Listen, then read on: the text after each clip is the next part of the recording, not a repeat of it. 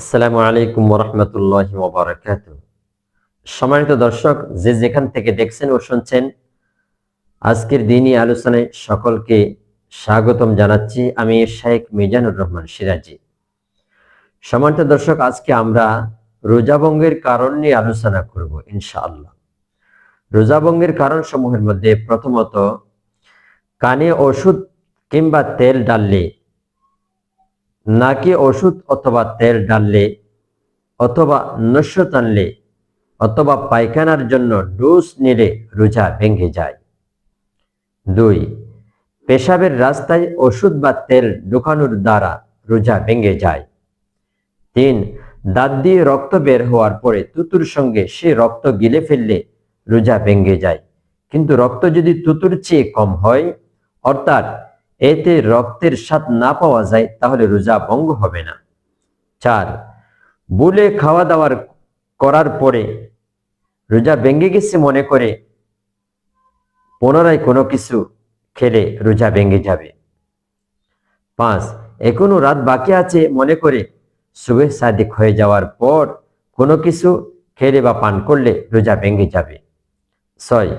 সুরমা অথবা তেল লাগানোর পর যদি কেউ মনে করে যে তার রোজা ভেঙে গেছে, এরপরে ইচ্ছাকৃতভাবে কোনো কিছু খেলে বা পান করলে রোজা ভেঙে যাবে। 7. লোবান বা আগরবাতি জ্বালিয়ে ইচ্ছাকৃতভাবে এগুলোর ধোঁয়া গ্রহণ করলে রোজা ভেঙে যাবে। বিড়ি, সিগারেট বা হুক্কার ধোঁয়া পান করলে রোজা ভেঙে যাবে। 8. যদি দাঁতের ফাঁকে আটকে থাকা খাদ্যদ্রব্য খেলাল বা জিহ্বার দ্বারা বের করে মুখ থেকে বাহির না করে গিলে ফেলে আর ওই খাদ্যদ্রব্য একটি সুলাবুটের পরিমাণ অথবা বেশি হয়, তাহলে রোজা ভেঙে যাবে। আর যদি একটি বুট অপেক্ষা কম হয়, তবে রোজা ভঙ্গ হবে না।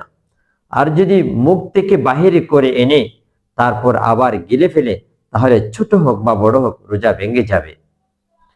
9. সেহরিকে পান মুখে দিয়ে চিবাইতে চিবাইতে ঘুমিয়ে পড়লে এবং পান মুখে থাকা অবস্থায় সকাল হয়ে গেলে রোজা ভেঙে যাবে। কুলি করার সময় 10. কুলি করার সময় গলার ভেতর পানি ঢুকে গেলে রোজা ভেঙে যাবে। 11.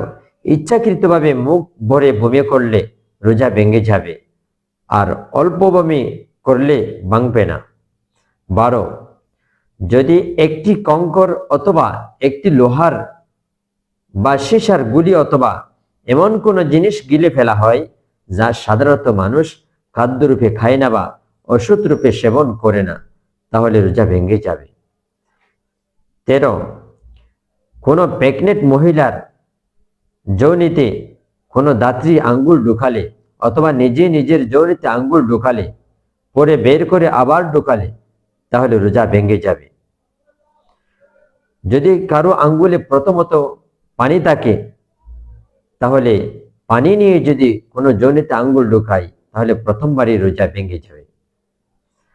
14. কোনো ব্যক্তি কোনো পুরুষ স্ত্রীকে স্পর্শ বা আদর স্নেহ করার পর তার বীর্যপাত হয়ে গেলে রোজা ভেঙে যাবে।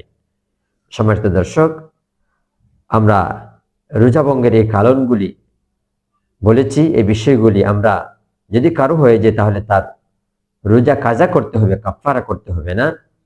সুতরাং এই বিষয়গুলি মেনেই আমরা সঠিক রূপে রোজা রাখার চেষ্টা করব। আল্লাহ তাআলা আমাদের সকলকে তৌফিক দান করুন। আল্লাহ হাফেজ। আসসালামু আলাইকুম ওয়া রাহমাতুল্লাহি ওয়া বারাকাতুহু।